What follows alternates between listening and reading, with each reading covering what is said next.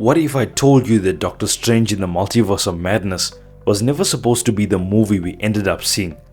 That the sequel we got, controversial, divisive, and heavily tied into the Multiverse Saga, was actually born out of scrapped plans that would have given us one of the most terrifying villains in Marvel history. Today we're diving into the alternate version of Doctor Strange 2 that never made it to cinemas. And trust me, once you hear what Marvel had originally planned, you might just wish we'd gotten that version instead. So let's start with what we actually got. Multiverse of Madness, the 2022 sequel to 2016's Doctor Strange, was supposed to be one of the crown jewels for the Multiverse Saga. On paper, it had everything. Benedict Cumberbatch back as the Sorcerer Supreme, Elizabeth Olsen continuing Wanda Maximoff's story, and a high-stakes, world-hopping adventure through alternate realities. But when it finally hit theaters, fans were split. Some loved the boldness and horror elements Sam Raimi brought, but others couldn't get past two major criticisms. First, Wanda's character arc, which many felt was butchered after WandaVision, and secondly, the multiverse itself, which for a film with madness in the title felt surprisingly underexplored. And here's the thing, it wasn't even supposed to be that kind of movie. Because originally, Doctor Strange 2 wasn't even about Scarlet Witch at all, it was about a nightmare, literally. Before Sam Raimi stepped in, the movie was in the hands of Scott Derrickson, the same director who gave us the first Doctor Strange movie way back in 2016. He and writer C. Robert Cargill had already laid the groundwork for the sequel, but those plans were scrapped after creative differences with Marvel Studios. Derrickson eventually walked away to make the Black Phone instead.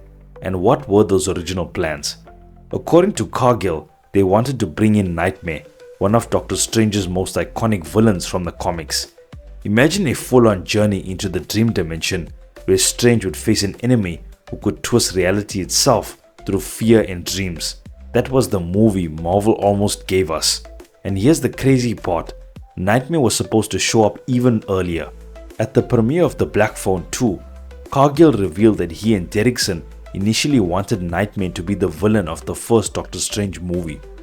Marvel, however, thought he was better suited as a sequel-level threat, saying he was more of a second movie character.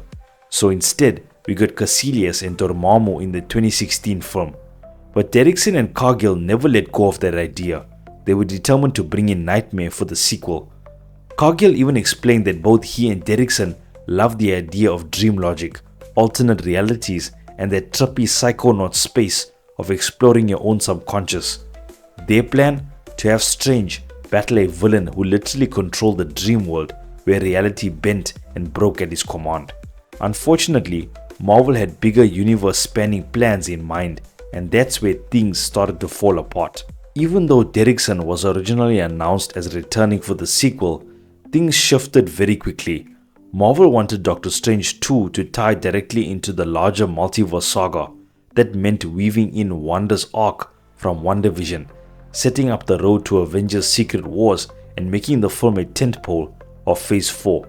That clashed with Derrickson and Cargill's vision for a more self-contained horror-driven sequel. And so, Derrickson bowed out, Cargill never officially signed on, and Sam Raimi was brought in to steer the ship in a new direction. The rest is history. But looking back now, was that the right call? Or did Marvel miss a golden opportunity by shelving Nightmare? Imagine this for a moment, a Doctor Strange sequel that fully embraced horror. Doctor Strange diving into the dream dimension, battling twisted, surreal versions of reality, facing the Master of Dreams in a realm where nothing is what it seems.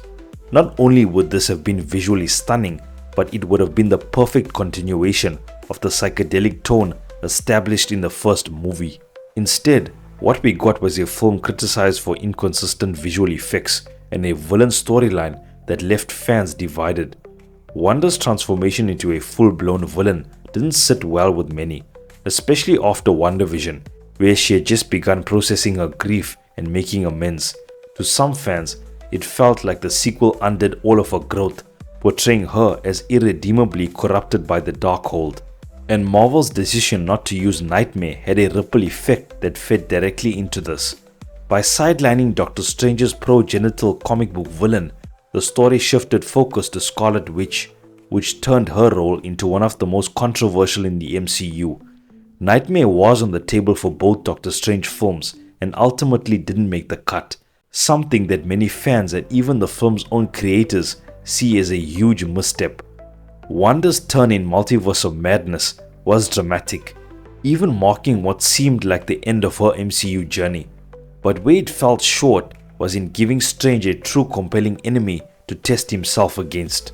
The result? Doctor Strange sometimes felt like a bystander in his own movie.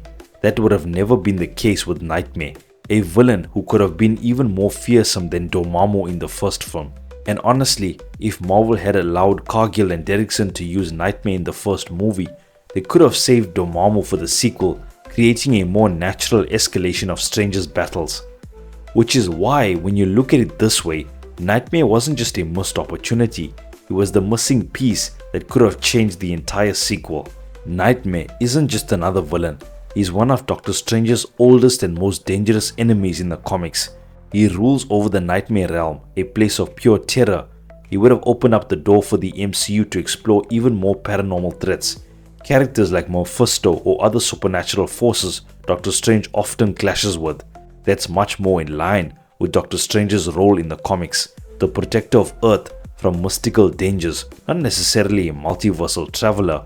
While Scarlet Witch made sense for a crossover, Nightmare feels like a true Doctor Strange villain, which raises the big question, will we ever see Nightmare in the MCU? Right now, Marvel hasn't confirmed a third Doctor Strange movie. Multiverse of Madness did fine at the box office, but its mixed reception and the studio's larger Multiverse Saga roadmap complicated things. With all the attention focused on Avengers Doomsday and Avengers Secret Wars, fans are now wondering whether Doctor Strange 3 could be the MCU film slated for July 2027, landing between the two Avengers blockbusters, or if it'll be pushed until after the Multiverse Saga wraps up entirely. It's also unclear whether Benedict Cumberbatch will appear in Avengers Doomsday, though considering that mid-credit scene in Multiverse of Madness where Strange joins Clea, played by Charlize Theron, to explore the multiverse, it feels pretty likely he'll be a major player in what's coming next. As for Nightmare, he's such a large-scale threat that Marvel might be saving him for whatever they've got planned beyond Secret Wars. And here's where it gets tricky. Some reports suggest that Secret Wars could introduce a soft reboot of the MCU, resetting certain characters and timelines. If that's true, then Strange's role going forward and whether Benedict Cumberbatch continues playing him is still very much up in the air. Which means if we ever do see Nightmare, it could take longer than we'd like, but that doesn't mean the door is closed. If Marvel wants to give Doctor Strange a truly iconic third movie, Nightmare is the perfect candidate. He's terrifying, visually unique, and represents the exact kind of mystical horror that makes Strange's corner of the MCU so different from the others. Plus, his presence could help shift Strange back towards his comic book roots, the guardian of Earth against magical threats rather than just a multiverse traveler. So here's the bottom line. Doctor Strange in the Multiverse of Madness could have been a very different movie. A darker, scarier, and maybe even more satisfying sequel that explored the dream dimension with Nightmare as the villain. Marvel chose the multiverse route instead, tying the movie to Wanda and the larger saga. But whether or not that was the right call is still up for debate. Now I want to hear from you. Do you think that Marvel should have gone with the Nightmare storyline instead? And if we do get a Doctor Strange 3, is that the villain you want to see? Drop your thoughts in the comments below and let's talk about it. And don't forget to like, subscribe, and hit the notification bell so you don't miss any of my latest videos. Thank you so much for watching, and I'll see you guys in the next one.